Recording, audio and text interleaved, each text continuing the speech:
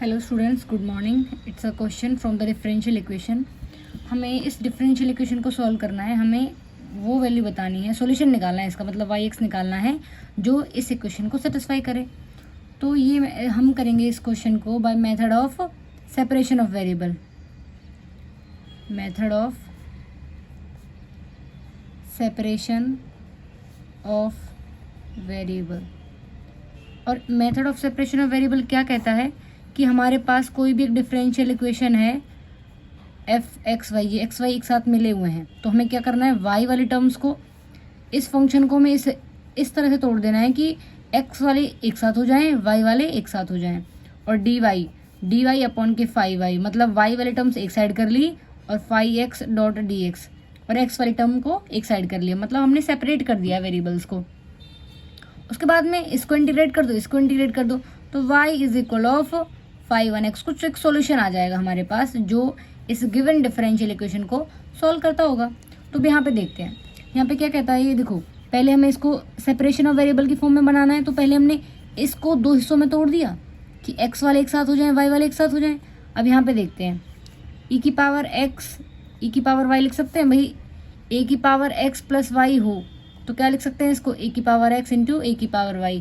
a की power x minus Y हो तो क्या लिख सकते हैं, a की पावर x a की पावर y। जब मल्टीप्लाई कराएंगे तो बेस सेम पावर ऐड, तो इस तरह से हमने लिख दिया, प्लस एक्स स्क्वायर e की पावर माइनस वाई। अब इन दोनों टर्म में क्या कॉमन आ रहा है, e की पावर माइनस वाई कॉमन है, यहाँ से भी और यहाँ से भी, तो e की पावर -1 कॉमन ले लिया, तो क्या बच गया, e की पावर x प्लस के x का स्क्वायर। अभी तक सिर्फ हमने क्या किया है, गिवन डिफरेंशियल इक्वेशन को हमने इस तरह से तोड़ दिया है, x वाले एक साथ लिख दिए ये रहे, और y वाले एक साथ लिख दिए। अब हमें करना है सेपरेट वेरिएबल्स को, सेपरेट y वाली टर्म्स को एक साइड रख लेते हैं और x वाली टर्म्स को एक साइड। अब देखो dy ये ई वाई इंटू में है तो यहाँ अपॉन में हो जाएगा, इज इक्वल टू यहाँ क्या बच गया, e की पावर x प्लस x की पावर स्क्वायर। ये dx यहाँ पे अपॉन में है, डिवाइड में, तो उधर किसका हो जाएगा, मल्टीप्लाई में।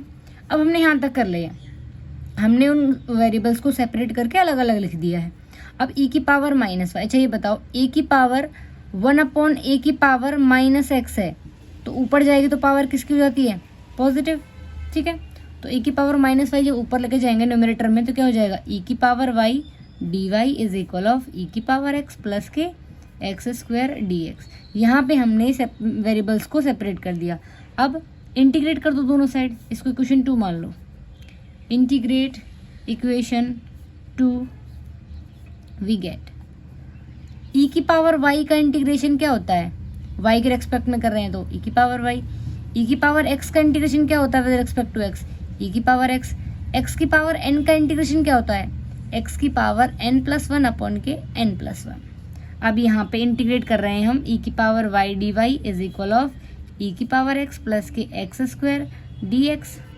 e की पावर y का इंटीग्रेशन क्या हो जाएगा, e की पावर y। और यहाँ पे ये सेपरेशन, जब इसको इंटीग्रेशन को मैं ओपन अप करूँगी तो इंटीग्रेशन दोनों पे आएगा, e की पावर x का अलग करना पड़ेगा और एक्स स्क्वायर का अलग करना पड़ेगा।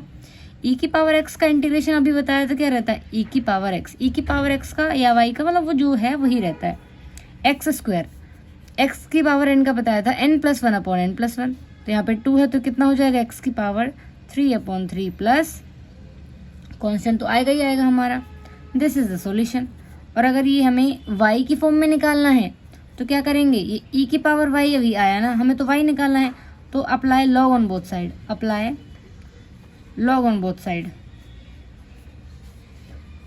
इतना भी छोड़ सकते हैं हालांकि, बट अगर स्टिल अगर आंसर हमें y की फॉर्म में दे रखा है तो क्या आ जाएगा, e और log आपस में एंटी होते हैं तो 1 हो जाएगा, तो बचेगा y is equal of log e की पावर x प्लस x की power 3/3 plus c। This is the solution of the given differential equation 1 के लिए ये इसका सॉल्यूशन रहेगा। बेसिक रूल्स हैं कुछ हमारे कि ये अगर दो चीज़ों को मल्टीप्लाई कराएं जिनके बेस सेम रहे तो पावर ऐड हो जाती हैं, पावर अगर अपॉन में है तो न्यूमरेटर में लेके जाएंगे तो पॉजिटिव हो जाएगी, पॉजिटिव है तो नेगेटिव हो जाएगी। कुछ 3 बेसिक टर्म्स ऑफ इंटीग्रेशन की हैं। Okay, thank you.